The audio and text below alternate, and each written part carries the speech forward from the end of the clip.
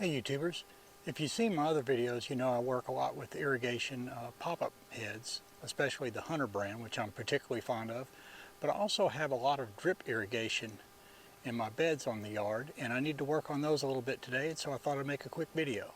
So I've got the drip irrigation for the shrubs running twice a week, and the amount of time it's running is perfect for the sides of the house, the north side of the house, and the big flower bed there on the hill, but the azaleas are just not getting enough water. And as you can see, one of them has died already. I put these in 2 years ago, and so I'll replace that dead one this fall. But a couple of the others are a little stressed, and I want to make sure they get extra water, and I don't want to have to come out here with a hose and hand water, so I'm going to be adding additional drip irrigation line to what's already out here. So here's the things I'm going to need. Of course, I've got my drip irrigation hose here, which I'll give you a better view at in a moment. And I've got my cutters, which do a wonderful job making a nice clean cut on the drip irrigation hose, which makes it easier to splice together. I've got a small hand torch.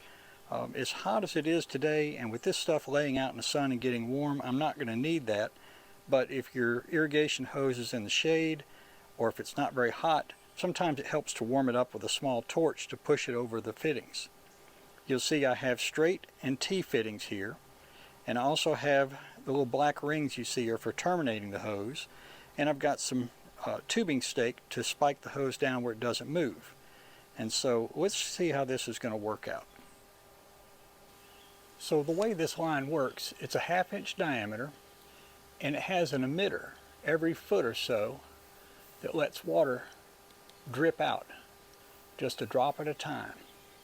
And this goes underneath your mulch or pine straw.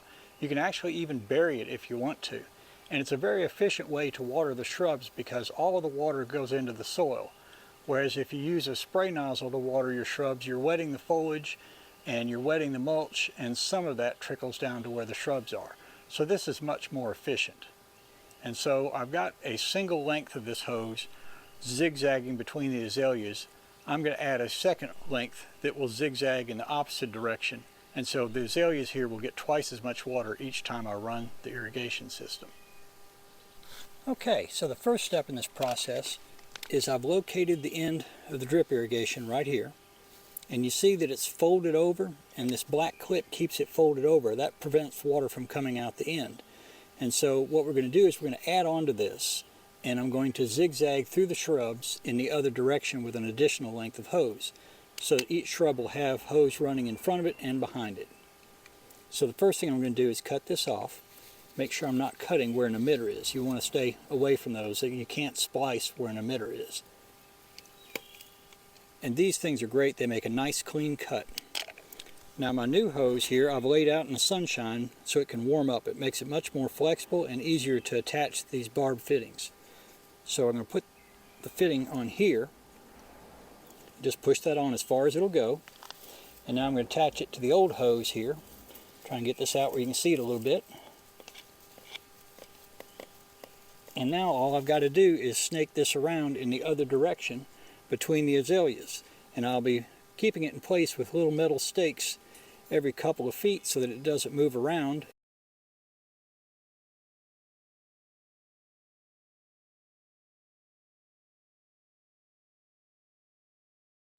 So I've snaked my additional drip irrigation hose through the shrubs, going opposite where the other one was, so that each shrub now has a drip line on the front and on the back of it.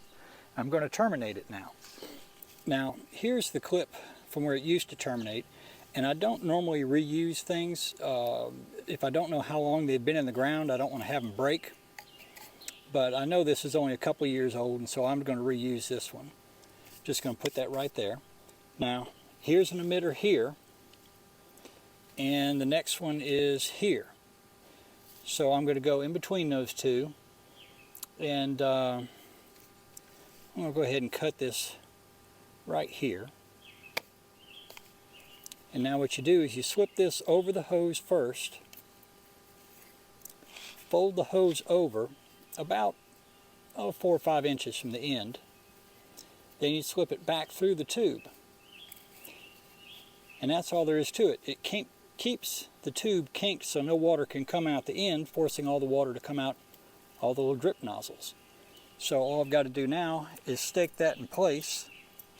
But before I do that, I'm going to run the system and make sure it's working properly, and then I'll stake it and put all the pine straw back. Okay, so I'm testing the system now, and the emitter is around the backside. I can't see it, but you can see here that there's water dripping. And so the new hose that I've added works just fine. Just going to stake that down. Here we go. And I've got the hose running under the drip line of the shrub. You don't want the hose up against the base of the shrub, and you don't want it out too far, so just run it just under the drip line, and these azaleas should get plenty of water now. So I hope you found this helpful. Please like and subscribe if you did.